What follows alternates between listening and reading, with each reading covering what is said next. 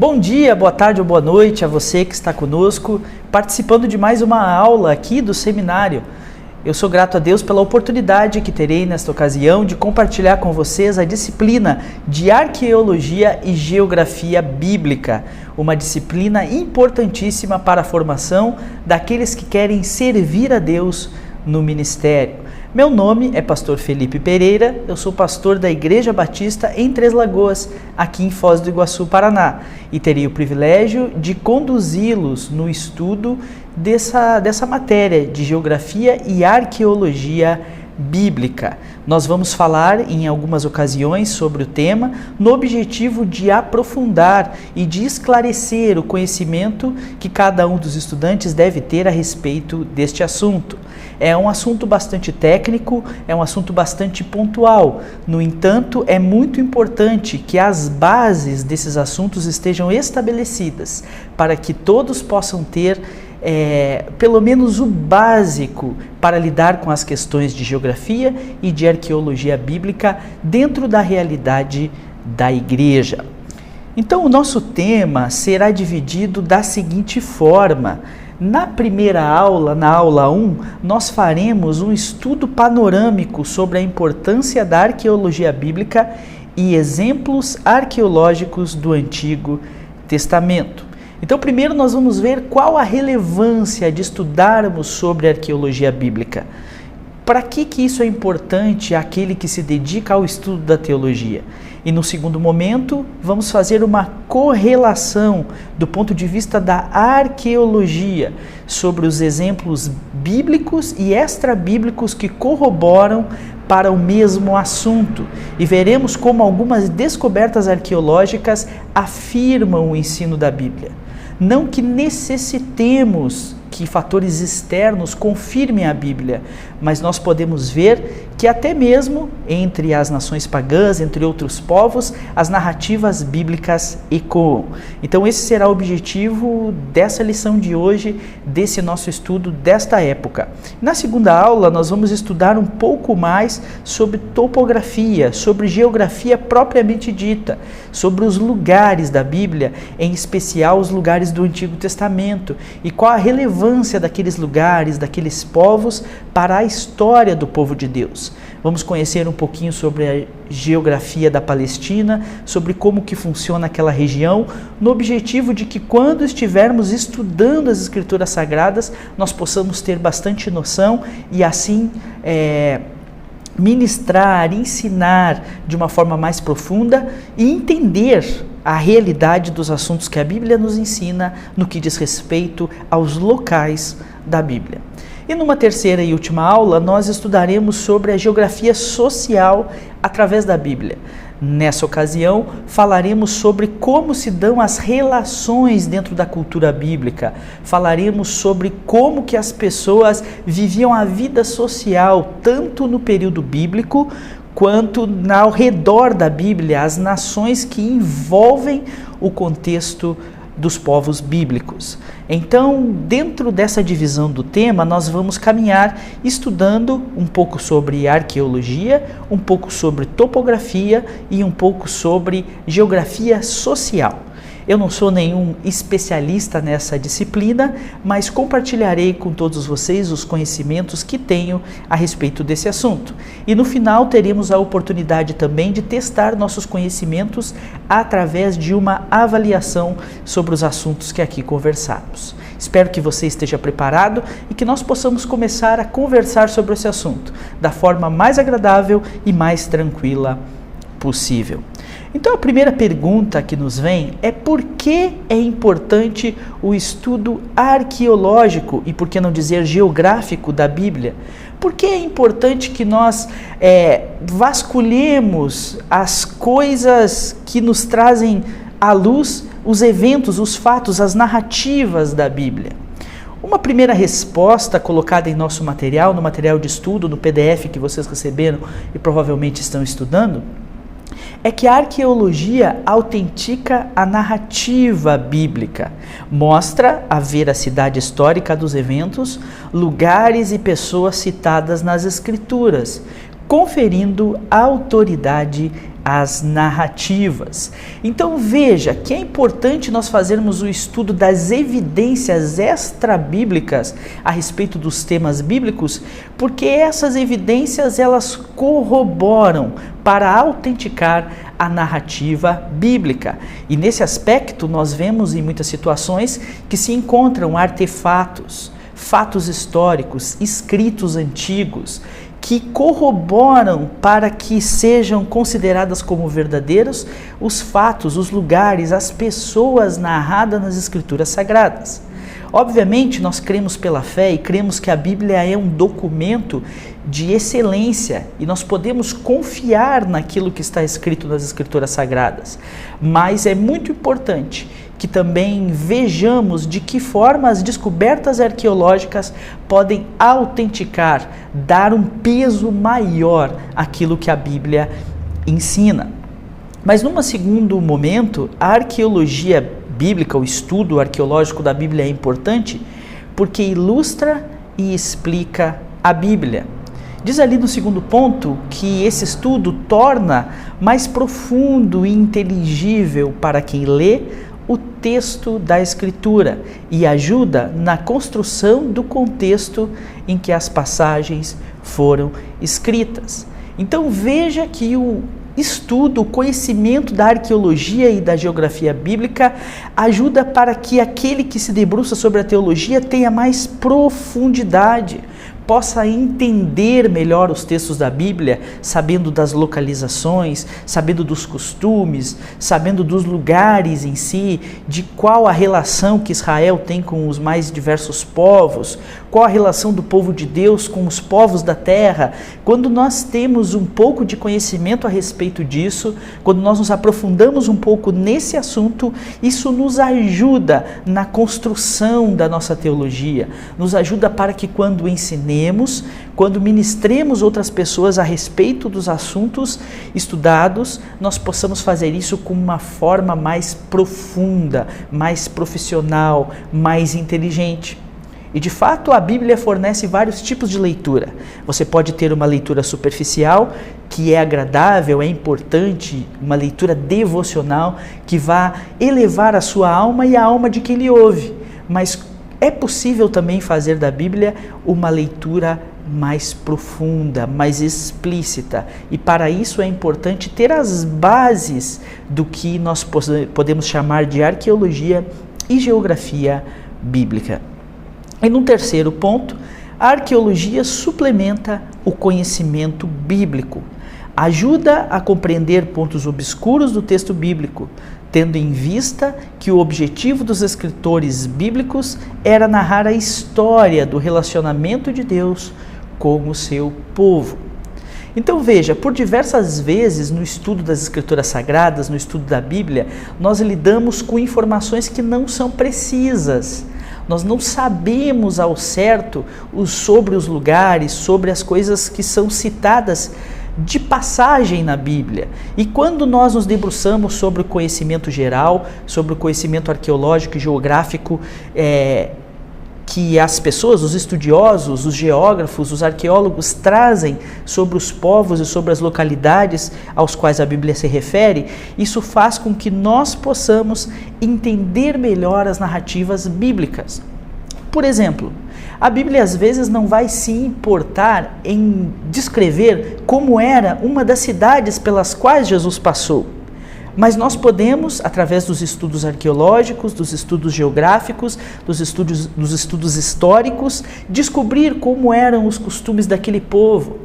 Por exemplo, quando nos debruçamos a estudar um texto, como os primeiros capítulos de Apocalipse, que narra as cartas enviadas pelo apóstolo João de Pátimos às igrejas da Ásia Menor, nós não temos muitas evidências na Bíblia Sagrada de como funcionavam essas igrejas e quais eram as questões das cidades em que elas estavam incluídas. Mas quando nós vamos ao estudo geográfico, arqueológico, histórico daquelas cidades, nós entendemos melhor algumas figuras de linguagem usadas nas Escrituras Sagradas. Conseguimos entender por que o autor fala algumas coisas a respeito da fé e da prática cristã da vida daquela igreja. porque entendemos o contexto, o que circunda aquela região. Obviamente que o objetivo da Bíblia é descrever o amor de Deus pelo seu povo e narrar essa relação, mas quando nós nos aprofundamos e nos preocupamos em estudar um pouco mais, ir um pouco além disso, isso é valioso para o nosso desenvolvimento, para o crescimento das pessoas, para que possamos assim também avançar no entendimento das Escrituras. Então veja como é importante nós estudarmos a arqueologia e a geografia bíblica. Como é importante nós termos noção das coisas que aconteceram no tempo da Bíblia e nos preocuparmos em ir atrás desses pormenores para que possamos ter o entendimento mais profundo do texto, para que possamos explicá-lo de uma forma melhor e até, por que não dizer, para que possamos defender a nossa fé diante de algumas pessoas que podem dizer que as histórias, as narrativas bíblicas não contam com uma boa historicidade. Podemos tomar em mãos essas ciências tão comuns para que possamos assim nos aprofundar no entendimento das Escrituras Sagradas e sejamos bons líderes. Então, nesse estudo arqueológico, nessa primeira aula, eu gostaria de citar a vocês que me ouvem algumas narrativas, alguns paralelos entre alguns textos encontrados, alguns documentos arqueológicos encontrados e as narrativas bíblicas, para que fique evidenciado que, de fato, a Bíblia corrobora as narrativas com as narrativas dos povos ao redor dela. De fato, quando nós vamos a esse estudo comparativo, como faremos a seguir, nós podemos perceber que essas outras histórias, que essas outras narrativas dos demais povos corroboram para a narrativa bíblica e a exemplificam de uma forma mais evidenciada ainda. Mais uma vez repito que nós não precisamos que nada de fora venha atestar a veracidade da Bíblia, mas quando nós enxergamos assim achados arqueológicos que corroboram para o estudo da Bíblia, isso dá conta de nos mostrar que de fato aquelas coisas aconteceram como a Bíblia disse que aconteceram. Então existem diversos documentos encontrados, diversas evidências arqueológicas, diversos tesouros que trazem à luz as evidências dos fatos bíblicos. Mas é importante para o estudante de teologia que conheça os mais conhecidos, que tenha entendimento de quais são as narrativas, nem que lembre apenas de memória, que são relevantes e que demonstram grande correlação com a narrativa da Bíblia. Por isso, a partir de agora, eu quero destacar algumas narrativas que corroboram eventos do Antigo Testamento que servem para o nosso entendimento e para que nós assim saibamos que eles existem e que, se algum estudante desejar, possa se aprofundar mais e fazer um estudo melhor, comparativo entre esses documentos e os documentos bíblicos, para ver que todos nascem da mesma tradição oral e como esses eventos também corroboram para a narrativa das Escrituras Sagradas. Então, para isso, vamos ver as narrativas da criação bíblica e algumas narrativas dos povos pagãos, a começar por uma comparação que eu gostaria de fazer entre a narrativa da criação bíblica e a narrativa da criação babilônica. Há uma narrativa de como o mundo surgiu que advém da Babilônia, chamado Enuma Elish. E nessa narrativa nós podemos encontrar várias evidências semelhantes às evidências da Bíblia. E de certa forma podemos tomar esse documento arqueológico como uma corroboração em relação ao que a Bíblia ensina. Então ali no nosso slide está escrito que estes escritos, Enuma Elish, foram encontrados como resultado de escavações ocorridas entre 1848 e 1876 em Nínive, capital do Império Assírio, e datam do 7º século a.C. São um conjunto de 7 tábuas de barro em escrita cuneiforme. O que isso quer dizer? Que as tábuas de barro foram escritas com algo pontudo, com a escrita cuneiforme. Nesses escritos existe uma narrativa chamada a epopeia da criação, que tem muito em comum com a narrativa da criação detalhada em Gênesis. Pela diferença na antiguidade dos documentos e por vários outros elementos da crítica gramatical, estudiosos afirmam que a epopeia da criação babilônica é uma adaptação politeísta do Gênesis bíblico. Eis um exemplo da semelhança na narrativa babilônica. Antes de lermos um pedaço dessa epopeia da criação do Enuma Elish, eu gostaria de explicar mais ou menos o que acabamos de ler. De fato, a tradição da criação bíblica, ela vem desde que os descendentes de Noé desceram da arca e então Sam, Cã e Jafé foram realizando, criando suas famílias, se espalhando pelo norte da África, pelo Oriente Médio e espalhando a humanidade. Só que dentro de alguns contextos essa tradição foi se perdendo e foi se misturando com a cultura. Há um ditado popular que nós repetimos às vezes, que diz que quem conta um conto aumenta um ponto. E assim foi acontecendo com a narrativa da criação que nós temos em Gênesis, de tal forma que esses escritos encontrados em Nínive, que são escritos babilônicos da tradição babilônica, trazem dentro de si princípios como os princípios da criação de Gênesis. No entanto, misturado com a ideia politeísta e com algumas ideias diferentes que haviam na Babilônia. A fonte é a mesma, a tradição oral é a mesma, é a criação de Gênesis. No entanto, algumas coisas a mais são acrescentadas pelo ambiente babilônico que está ao redor. Então vamos ver um pedaço, desse texto da epopeia da criação presente no Enuma Elish. Olhe só o que está escrito aí no nosso slide. Quando nas alturas os céus ainda não tinham nomes e embaixo da terra ainda não existia como tal, apenas o primitivo Apsu, criador deles, existia, e a mãe Tiamat, que deu à luz todos eles, quando as águas ainda estavam juntas e nenhuma terra seca havia sido formada, e nem mesmo algum pântano pudesse ser visto, quando nenhum dos deuses havia sido gerado. Apsu e Tiamat criaram os deuses, Larmu e Lahamu, eles procriaram. Então veja que há uma narrativa de criação à semelhança da narrativa de Gênesis. Uma terra sem forma e vazia, onde nada existe e então começa um ato criativo. Ali embaixo está escrito: nas 7 tábuas babilônicas há uma série de similaridades com a revelação bíblica. São claramente textos impregnados de politeísmo, porém nascem da narrativa do Gênesis. Então veja, a fonte é a mesma, o fato em si é o mesmo. Houve um tempo em que a terra era sem forma e vazia, e então Deus criou todas as coisas através de sua palavra. As águas cobriam a face da terra, e então as coisas começaram a brotar. Esse fato é o fato comum.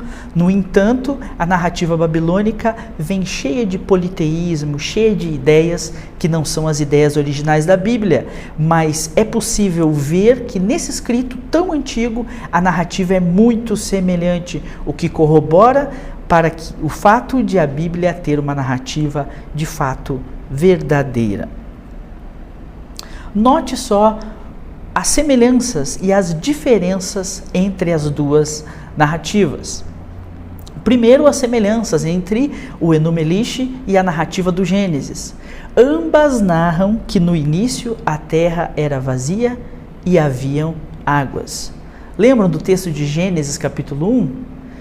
No princípio a terra era sem forma e vazia, e o Espírito de Deus pairava sobre a fonte das águas, sobre a face das águas. Então, de fato, as duas narrativas têm essa semelhança, de que no início a terra era vazia e haviam muitas águas. Letra B. Ambos representam os eventos da criação na mesma ordem cronológica. Então veja, primeiro o vazio, as águas cobrindo, depois começa a criação. E no restante desse texto, no restante do texto das placas da Enuma Elish, vai se narrando os eventos da criação, o que é criado a priori, o que é criado depois, e a ordem dos eventos da criação dos dois textos são muito semelhantes. E letra C, ambas as narrativas enfatizam o número 7. Então veja que Deus criou todas as coisas em 6 dias e no 7º descansou. E que o número 7 é um número muito utilizado nos primeiros capítulos de Gênesis, se tratando ali da criação de todas as coisas. E o Enuma Elish também traz essa realidade da repetição do número 7 como um número de perfeição, um número que traz a ideia de que a obra foi completa.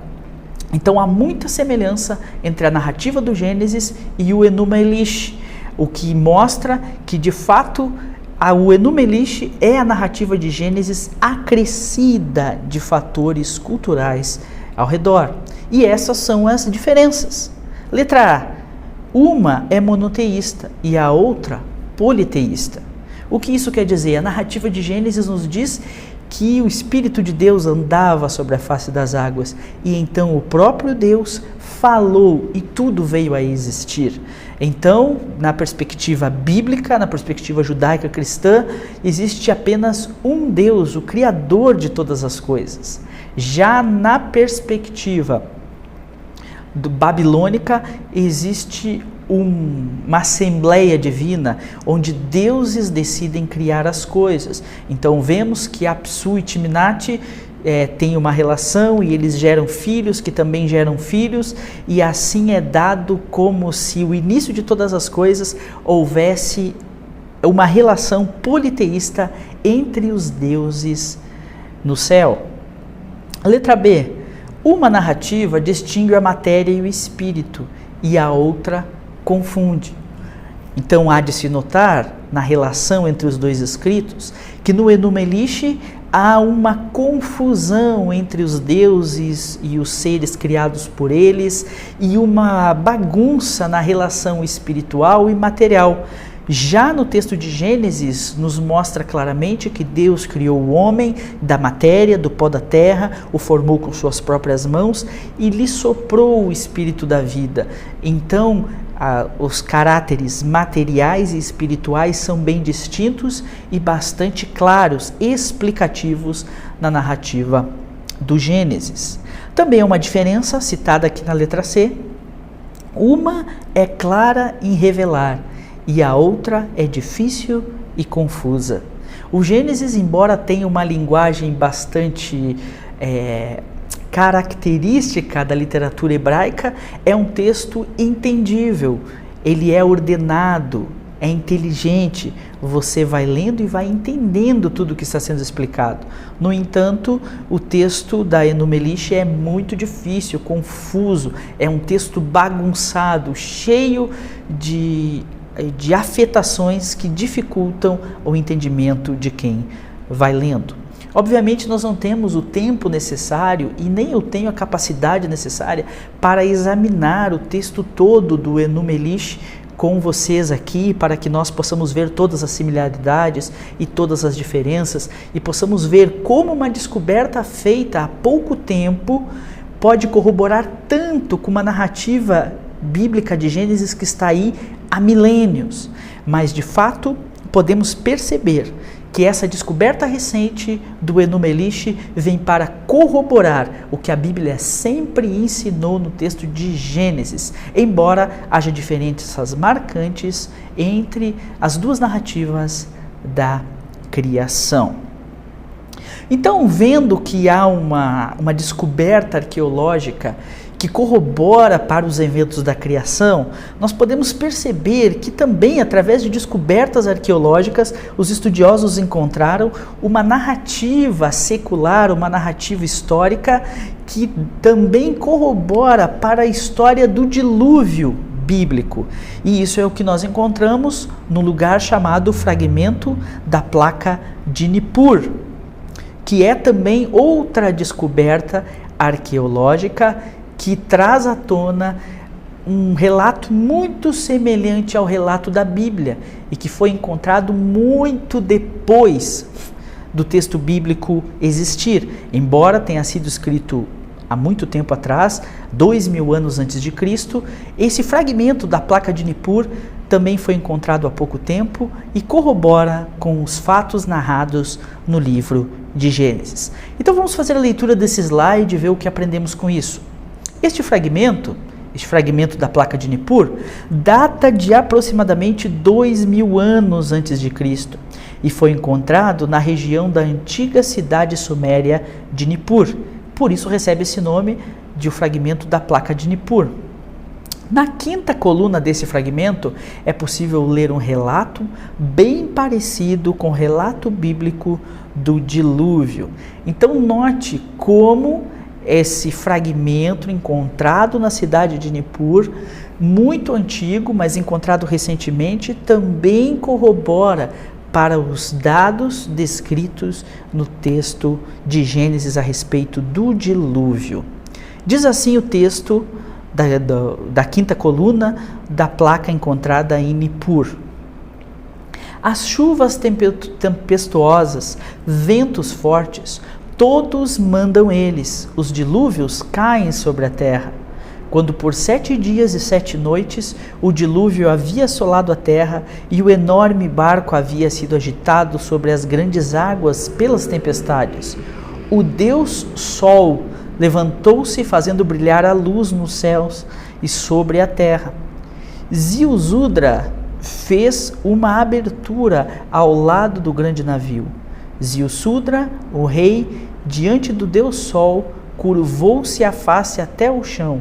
O rei sacrificou um touro, ovelhas, ele sacrificou em grande número.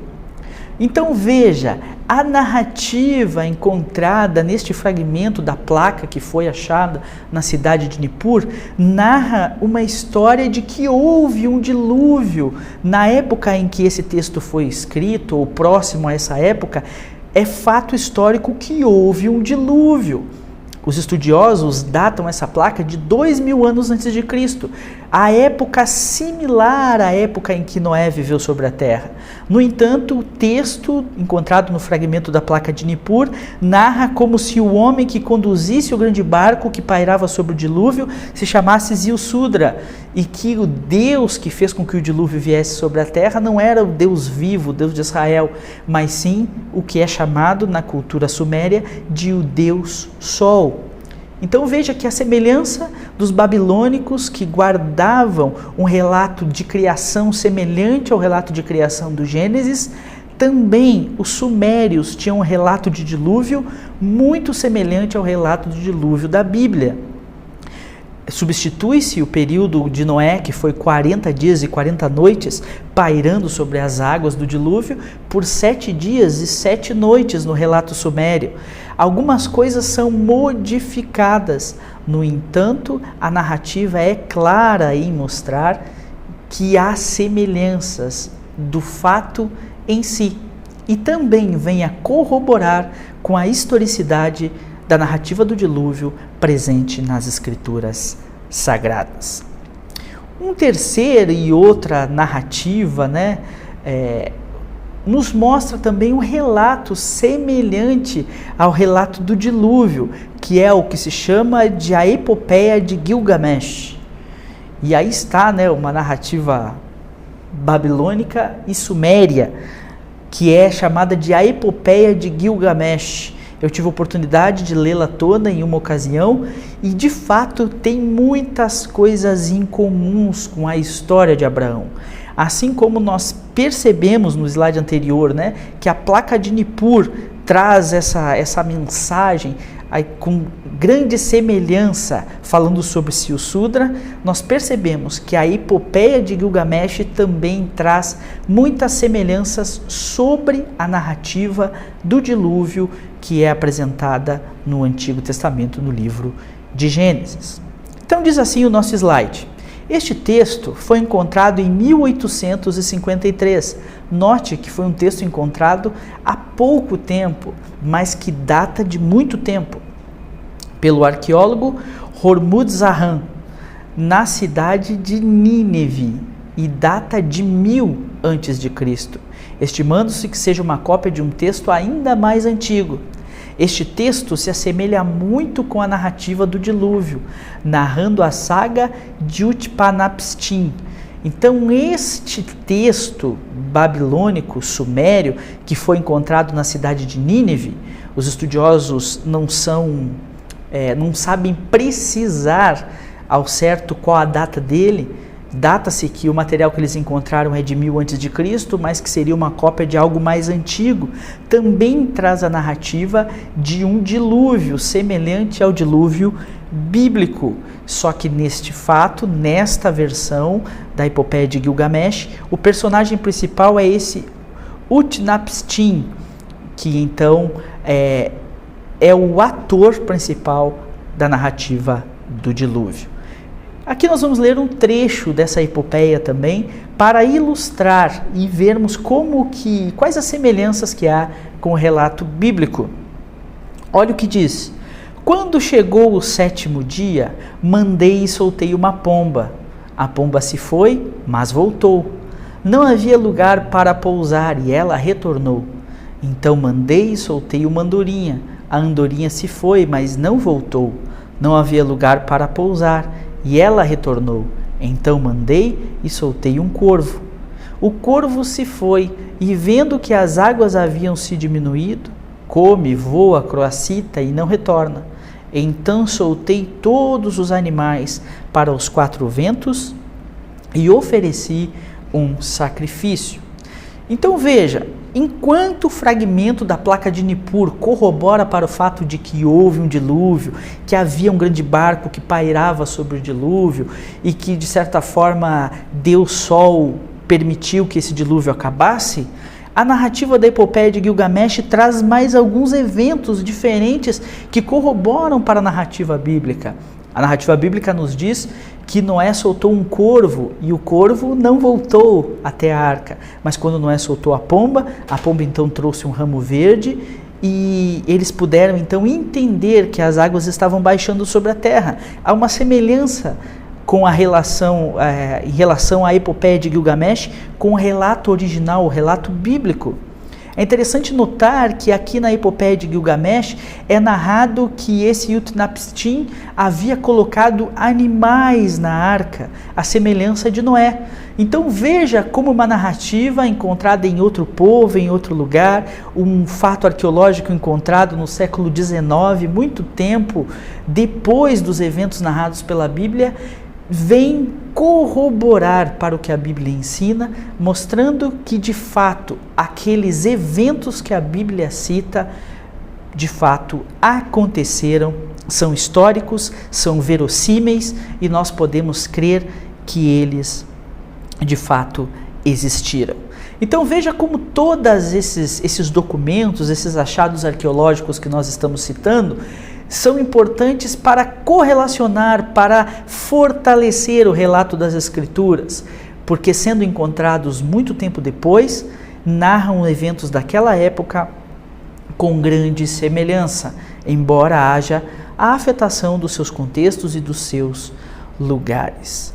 Então, além desses 3 documentos que nós já narramos, a narrativa do Gênesis babilônico, a narrativa do fragmento de Nippur, que é sumério, e a epopeia de Gilgamesh, há também as questões genealógicas que ajudam a compreender a veracidade da narrativa bíblica.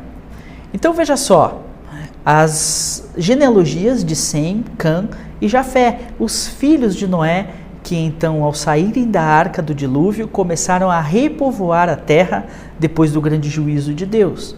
Então diz assim o nosso slide: sabemos pela narrativa bíblica que o patriarca Noé teve 3 filhos, Sem, Cã e Jafé, e que estes foram responsáveis por repovoarem a terra, sendo assim os patriarcas da nova humanidade pós-dilúvio. O que chama atenção do ponto de vista arqueológico é que as genealogias apresentadas no livro de Gênesis, da descendência de Sem, Cã e Jafé, é bem documentada também em escritos extrabíblicos, textos de povos primitivos, como sumérios, babilônios e até mesmo assírios. A narrativa bíblica sobre a construção da Torre de Babel por parte dos descendentes de Sem é também amplamente narrada em escritos antigos. Então, veja só, ao estudar os documentos antigos desses povos babilônios, sumérios, assírios, é possível ver narrativas genealógicas que levam até os filhos de Noé, até Sem, Cã e Jafé, porque de fato a veracidade dessa genealogia, desse surgimento, dessa origem, é também mostrada dentro desses documentos que vêm sendo encontrados ao longo dos tempos, bem como a narrativa da Torre de Babel, que também é encontrada com similaridades dentro dessas culturas. Então veja que a Bíblia não narra genealogias à toa, ela traz as genealogias para remontar aos antepassados históricos daquelas narrativas que a Bíblia vem contando. E o fato de, em textos extra-bíblicos, em documentos encontrados em culturas adversas, terem também estas narrativas, corroboram para a verdade do que a Bíblia ensina. Mas também outro fator arqueológico que corrobora para a Escritura Sagrada é a lei de Moisés em relação com as leis dos povos antigos. Então é possível perceber que a lei de Moisés e as leis antigas têm muita similaridade. E quando vemos os códigos legais dos povos antigos e os códigos legais narrados no livro de Levítico, Números, Deuteronômios, nos livros do Pentateuco, da Bíblia cristã, nós podemos perceber muita similaridade, o que também vem a corroborar para a veracidade da Bíblia Sagrada. Então diz assim no nosso slide: os textos normativos antigos, utilizados no Antigo Oriente, também são similares a uma série de leis utilizados por povos antigos, o que certamente denota, mais uma vez, a origem comum. O maior exemplo de semelhança entre a lei mosaica e outras leis do mesmo período é o Código de Hammurabi, que data do século XVIII a.C.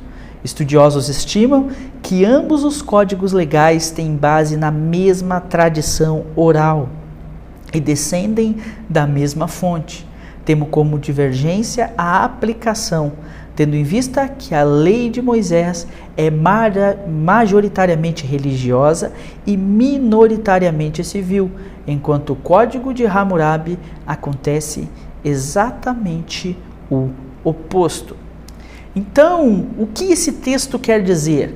É como se houvesse um costume, uma regra legal na época em que Moisés viveu e em que os outros povos viviam, e essa lei estabelecida por Deus, dada para Moisés, influenciou os povos ao redor de tal forma que é possível encontrar dentro dos códigos legais dos povos que viveram à época de Moisés rastros da lei que Deus deu para Moisés. O Código de Hammurabi, por exemplo, do século XVIII a.C., tem muitas semelhanças com a lei de Moisés. E é possível perceber que elas, se o Código de Hammurabi não está baseado na própria lei de Moisés, ele está baseado na tradição oral da lei de Moisés. Isto é, algumas pessoas que conviveram entre o povo de Deus e receberam a tradição civil e religiosa do povo de Deus, levaram essa tradição a outros povos que, porventura, construíram seus códigos e também preservaram os princípios narrados nas Escrituras Sagradas, dados por Deus a Moisés. A diferença é que enquanto a lei de Moisés ela traz sim questões civis, e quando lemos o livro de Levítico podemos notar muito isso, fala sobre as relações comuns, o que acontece se alguém roubar um boi um do outro, o que acontece com quem matar outra pessoa, o que acontecerá com uma mulher que trair seu marido, com um marido que trair sua mulher, coisas do mundo civil. A lei de Moisés traz essas coisas. Mas o foco principal da lei de Moisés é pautar o relacionamento entre o povo de Deus e o seu Deus. de que forma o povo viveria para agradar o Senhor. Já no Código de Hammurabi, a ênfase não é religiosa, mas a ênfase é civil. E esses dados, esses princípios dados por Deus a Moisés, são incorporados nesse código para o bem da comunidade, para que haja uma vida civil mais equilibrada nos lugares onde eles existem. Não é apenas o Código de Hammurabi, mas muitas leis antigas têm o mesmo espírito, o mesmo fundo que a lei de Moisés. E isso corrobora para o fato de que a lei de Moisés foi algo realmente escrito na época em que se crê que foi escrito e que de fato é algo que influenciou o mundo de uma forma ímpar. Em último lugar, para terminarmos essa aula sobre descobertas arqueológicas, nós gostaríamos de citar os manuscritos do Mar Morto. Muito se fala sobre os manuscritos do Mar Morto, ainda existem muitos rolos dele que não foram bem estudados, ainda existem muitos estudiosos que estão aprofundando os estudos nele, mas foi uma descoberta muito recente, talvez a descoberta arqueológica mais recente no que diz respeito à Bíblia Sagrada, que fez uma revolução na década de 70 dentro da comunidade estudiosa da Bíblia, dentro das pessoas que se dedicam ao estudo mais arqueológico das Escrituras Sagradas. Então vamos ver o que diz ali o nosso slide. Os manuscritos do Mar Morto são textos encontrados em 1948 por nômades nos desertos palestinos. Trata-se de um conjunto de textos antigos, mantidos em segredo nas cavernas de Qumran, por judeus essênios. Esses manuscritos são muito importantes para testar a veracidade no trabalho dos copistas bíblicos. Então veja só, havia um grupo dentro da comunidade judaica que se chamavam os essênios. E esse era um grupo que não gostava muito de se misturar com os outros grupos, e por isso os essênios sempre viviam separados, longe da comunidade, vivendo nas montanhas, nos lugares longínquos, nos lugares desertos. Mas os essênios mantinham as mesmas práticas dos demais judeus de sua época. Principalmente no século I, existiam muitos essênios, judeus essênios, vivendo dentro da comunidade de Israel. Há quem diga, por exemplo, que João Batista se congregava com os essênios pela forma excêntrica como ele vivia, vestido de peles de camelo, andando pelos desertos, se alimentando de coisas naturais como mel e gafanhotos. De fato, essa era a vida dos essênios, eram judeus vagantes que não se firmavam em lugar nenhum. O fato atestado pelo encontro dos manuscritos do Mar Morto, ou os textos de Qumran, mostra que esses essênios tinham cópias das Escrituras Sagradas. Eles tinham porções dos textos da Bíblia que eles usavam para a sua vida devocional, para a sua leitura, para o seu entendimento, para o seu estudo. E eles carregavam essas cópias das Escrituras com eles. E foi encontrado nessa caverna, na região de Qumran, que fica lá para o lado da Turquia, foi encontrado uma caverna cheia de vasos de barro. E quando as pessoas que encontraram esses vasos de barro foram abri-los delicadamente para ver o que tinha dentro, havia vários manuscritos das Escrituras Sagradas. E então, com o passar do tempo, os estudiosos foram estudando, foram com cuidado, vendo o que estava escrito naqueles textos, e eles encontraram, por exemplo, porções grandes do livro de Isaías, cuja narrativa que nós temos em nossa Bíblia atual do livro de Isaías, e aquela cópia que datava de antes de Cristo, encontrada mantida por aqueles essênios e encontrado na década de 40 do nosso tempo, ao compararmos uma narrativa com a outra, o texto de Isaías que temos em nossas Bíblias hoje e o texto que foi guardado pelos essênios e que ficou milênios dentro de uma caverna, encontrado em 48, ao colocarmos um do lado do outro, os copistas se impressionaram com a semelhança em como, de fato, o texto que temos hoje é semelhante ao texto que os essênios mantiveram guardados por milênios e milênios. Note que coisa impressionante, como que esses textos encontrados vêm a fortalecer a veracidade das traduções da Bíblia ao longo do tempo, a fidelidade dos copistas que vem trazendo a Bíblia ao redor dos séculos para que ela possa chegar até nós hoje. Então isso mostra de certa forma, e olhando pelos olhos da fé, que Deus vela pela sua palavra e que Ele faz com que sua palavra se mantenha intacta, infalível, invariável no decorrer dos séculos, para que o seu povo tenha sempre à sua disposição a palavra de Deus, para assim viver a sua vida devocional. Eu sei que você, agora que está ouvindo essa aula, já está cansado pensando assim, puxa, mas é uma aula muito técnica, são assuntos muito técnicos. De fato, eu concordo com você, são assuntos bastante técnicos que nós trabalhamos na aula de hoje. Mas o objetivo principal é que nós entendamos, nessa visão arqueológica que estamos focando nessa primeira aula de hoje, que existem milhares de evidências, e nós aqui citamos apenas as mais conhecidas, as mais claras, mas existem milhares de documentos, de artigos arqueológicos, de narrativas, de textos legais encontrados no Oriente Antigo, em todos os povos que viveram perto dos povos bíblicos, que atestam que a narrativa bíblica é verdadeira, que a Bíblia não foi alterada, não foi modificada, mas que ela contém a verdade a respeito de Deus e das questões que Deus deseja que seu povo entenda. Então, quem tem mais curiosidade nesta área pode estudar mais os manuscritos do Mar Morto, pode ler a Epopeia de Gilgamesh, pode procurar o Enuma Elish, pode procurar ler também as placas de Nippur e perceber como que os povos antigos atestam os fatos que a Bíblia narra como fatos evidentes das Escrituras Sagradas. De fato, o estudo arqueológico da Bíblia, a junção dessas evidências externas podem ajudar o estudioso profundo da Bíblia a ter uma noção melhor de como a Bíblia também influenciou os povos da sua época. Para terminarmos o estudo de hoje, vamos às considerações finais. Diz assim: o estudo arqueológico tem ajudado em muito a compreensão mais profunda e consistente da revelação bíblica. Obviamente, cremos por fé e sabemos que o objetivo central das Escrituras Sagradas não é argumentar em favor de Deus ou narrar fatos historicamente inerrantes, mas sim revelar o amor de Deus.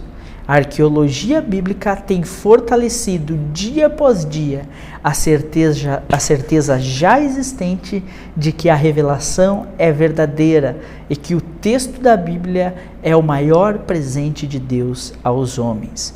Que utilizemos os instrumentos produzidos por essa ciência para aprofundarmos nosso conhecimento e nossa fé no Senhor.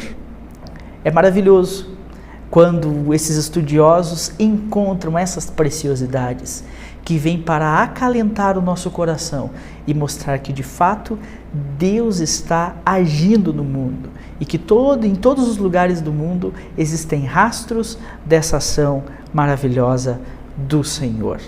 Obviamente, o objetivo não é nós ficarmos procurando coisas extra-bíblicas para confirmar o que a Bíblia já ensina, mas é nós podermos ver esses rastros, essas evidências que Deus deixou em todos os povos e em todas as nações.